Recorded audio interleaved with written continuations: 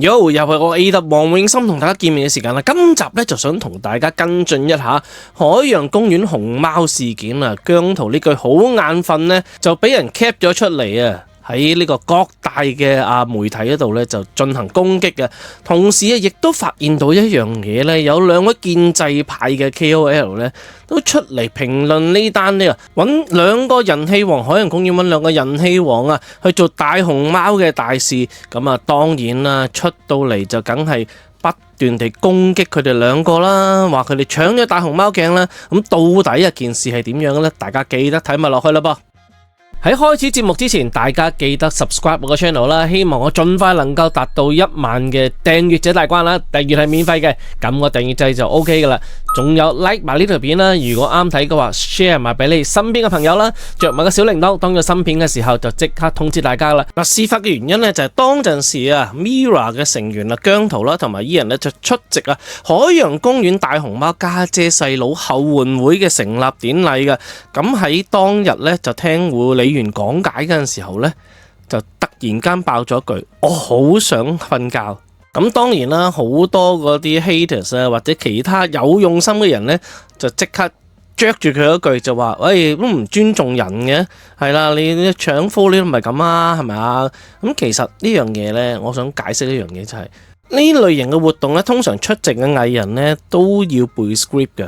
通常咧，主辦機構就會俾啲 script 㗎啦，到時你需要講啲乜嘢啦，你有啲乜嘢資料需要明白啦，咁然之後到佢講解嗰陣時候，佢都要將啲 script 背翻出嚟嘅。咁其實咧，有好多時咧，你就唔可以即場自己爆肚㗎噃。咁而尋日妹豬組4位成員咧，就喺觀塘嗰度為佢哋嘅節目就去做呢個記者招待嗰個時候當然啦。啲記者就唔會放過姜濤，一定會問佢呢單嘢啦。咁亦都解釋翻呢，就係因為當陣時講緊熊貓呢就好中意瞓覺噶噃。咁我哋睇緊佢嗰陣時呢，佢都瞓緊覺，見到佢瞓覺呢，我都好想瞓覺。咁但係呢，我以後都唔敢啦，對唔住啊。所以呢，就今日冇打喊路，以後呢就相反講好精神。我而家好精神咁樣啦。其實呢，仲係人都幾慘嘅，無端端呢講一句啫。係啦，應該都係 script 嚟嘅，無端端講一句咧，都會俾人嚼嘅。咁其實日後我諗 AM 會唔會需要一啲人去睇咗呢個 script 先呢？係啦，保障翻佢自己啲 artist 啦。咁另外一樣嘢，如果啲 script 再嚴重少少嘅，會唔會俾corporate affairs 嗰邊睇睇呢？咁而最特別一樣嘢咧，呢件事咧就發酵到係啦，兩位建制派 KOL 加埋黨媒咧，就出嚟公開指責喎。點解海洋公園要揾姜濤同陳卓賢去做呢個星級契爸代言人㗎？翻查翻呢個玻璃珠嘅事件呢，其實喺2022年呢，佢就曾經涉嫌酒後駕駛啦，撞傷途人就被捕喎。咁當時應該係2022年1月28號呢，就揸住架 Benz 喺灣仔軒尼詩道呢，咁撞到一個菲律賓人嘅，係啦，咁導致呢個菲律賓人呢腰部及腳部受傷嘅噃。咁而喺2021年呢，其實佢一直都係反緊 Mirror 嘅啦。喺2021年5月呢。佢就喺呢個社交平台嗰度咧留言稱啲鏡粉咧就係井底蛙嘅。再翻查資料，其實佢原來參加過中年好聲音喎。哇，係好彩原來佢就唱咗1分鐘咧已經被摟咗噶啦。唔使同我一齊做同學好彩啊！講翻呢個玻璃珠到底佢講嘅嘢有幾多真有幾多假？其實咧佢就話現場個熊貓粉絲不多，但兩人嘅粉絲咧佢佔有咗接近全場嘅80%紙牌都係高舉住兩人嘅名字咁其實佢又質疑一樣嘢咧，就係點解究竟海洋公園用呢啲愛國立場不明嘅藝人去宣傳中國國寶咧，更喧賓奪主把熊貓為主角嘅變成後援會藝人粉絲會咧？其實好簡單嘅啫。如果佢問呢兩樣嘢咧，就真係冇乜思考能力嘅。係啦，點解呢？因為呢間團體或者呢個機構揾得呢班人嚟，梗係有一樣嘢優點噶啦。優點係咩？宣傳能力高咯，多人識咯，唔通揾你咩？係咪先？咁佢又話啦，自己好中意海洋公園啦，自細咁啊，亦都係超級熊貓嘅粉絲嚟嘅。咁啊，之前其實呢，老實講，香港一直都有對大熊貓喺度噶啦，係咪？咁其實海洋公園生意點樣呢？大家有冇諗過呢樣嘢？即係你話你係熊貓粉絲，但係你會唔會日日去先？係啦，第一件事，第二件事。如果有對熊貓喺度可以幫到呢個海洋公園嘅生意嘅，理論上啊，應該就可以根本就帶動到生意啦，唔使等呢對家姐細佬落場啊，先至會有生意咯。嗱，其實好簡單啫。當年海洋公園最好生意嗰個時間係咩時間呢？就係盛智文做主席嘅時間啦，係啦。咁呢位蘭桂坊之父咧，搞生意咧就真係有一手嘅，但係咧自從佢啊冇做之後咧，咁就大鑊咯！你知道，即係大家睇翻新聞啊，或者公開資料啊，都會知道海洋公園嘅生意呢，就真係麻麻地噶啦。而家好啦，佢係自己講啦，就想打算加入熊貓後援會，但係見到兩個人呢，就一個姓姜嘅呢，就曾經着黑衫啊，喺銅鑼灣扮路人撐黑暴。咁另外一個呢，就局長契仔，咁啊公器私用嘅。咁啊，如果着黑衫呢，就係撐黑暴嘅話呢，咁啲酒樓部長好多都係撐黑暴嘅。咁啊，亦都係啦，殯儀館亦都好唔得閒啦，大把人入去都係着黑色衫或者白色衫啊，唔係撐黑暴。咁而佢喺社交媒體嗰度呢，亦都發咗好多個 template 咧，煽動一啲網民呢，就去信，就係點解政府要堅持用 Mirror 做代言啊？有冇公器私用嘅嫌疑呢？ send 去邊度啊？呢個國務院港澳辦喎，哇大佬，文體旅局喎，仲有呢個政務司司長辦公室喎，喂大佬 send 去呢個國務院港澳辦，你真係咪傻咗啊？嗱，其實呢，你 send 去冇問題嘅，係啦，你而家突然間呢，叫咁多人 send 去呢，其實佢有冇擔心一樣嘢呢？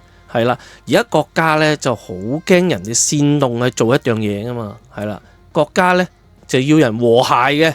係啦，你咁樣煽動民眾去做咁多嘢，會唔會俾人叮一聲？咦，呢度有啲嘢喎，咁又召佢翻嚟傾下偈呢？嗱，當然啦，其實啊，佢都叫人去 ICAC 開 file 查呢單嘢，會唔會有公器私用啊嗰方面啦？嗱，老實講啊，ICAC 而家係做呢啲嘢嘅咩？另一位建制派嘅 KOL 屈永賢呢，咁啊，大家可能都應該聽過佢個名噶啦。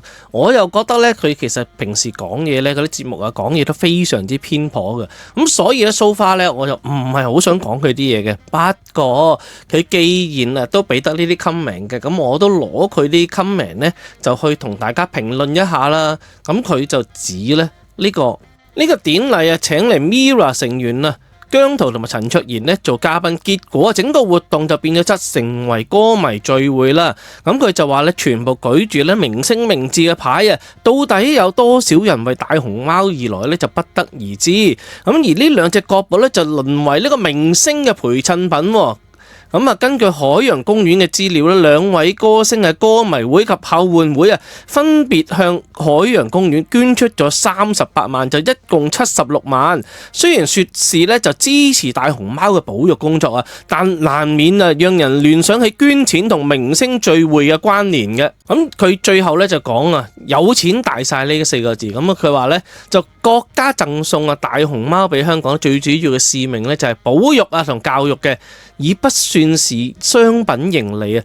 單係880蚊嘅後援會入會費啦，5000蚊嘅睇熊貓貴賓啦，76萬呢個做國寶背景板，呢啲嘅舉動啊，社會同孩子做咗啲咩教育呢？不就是有錢大晒呢4個字嗎？嗱，呢位屈女士呢，我就覺得呢，真係佢講嘅嘢有少少自相矛盾嘅，係啦。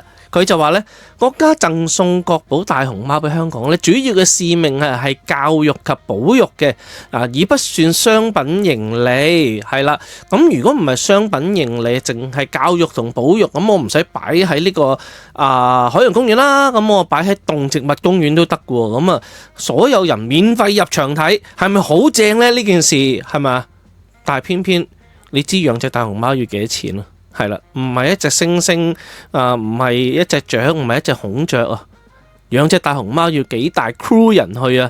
咁唔係為錢為咩啊？大佬你答我呢個問題先。喂，你真係唔識噶喎，大佬係嘛？嗱，其實點解呢個商業機構要揾呢班人過嚟去做宣傳先？因為佢哋多支持者啊嘛，多支持者就點講啊？肯課金啊嘛，你唔課金搞咁多嘢做咩啊？係咪先？不如擺喺動植物公園算啦，係咪啊？你就係想人課金支持呢個海洋公園嘅生意啊嘛。咁冇人課金，你俾錢啊？係咪先？有錢雖然唔係大晒，係啦。咁但係咧冇錢咧，連大熊貓都養唔起噶啦，大佬邊個俾錢啊？又由中央俾錢咩？係咪？嗱，其實好多時我睇到佢嗰啲文章啊，或者喺電視上面講嘅嘢咧，我有時真係想打爆部電視機嘅。節目今集就嚟到呢度啦，希望大家繼續支持我 ，subscribe 我嘅 channel， 希望盡快能夠達到1萬大關嘅。仲有啦，記得如果正嘅話 ，like 呢條片啦 ，share 俾你身邊嘅朋友啦，同埋着埋個小鈴鐺，當有新片嘅時候即刻通知你。同埋右上角有我嘅 IG 嘅，大家可以 follow 埋我啦。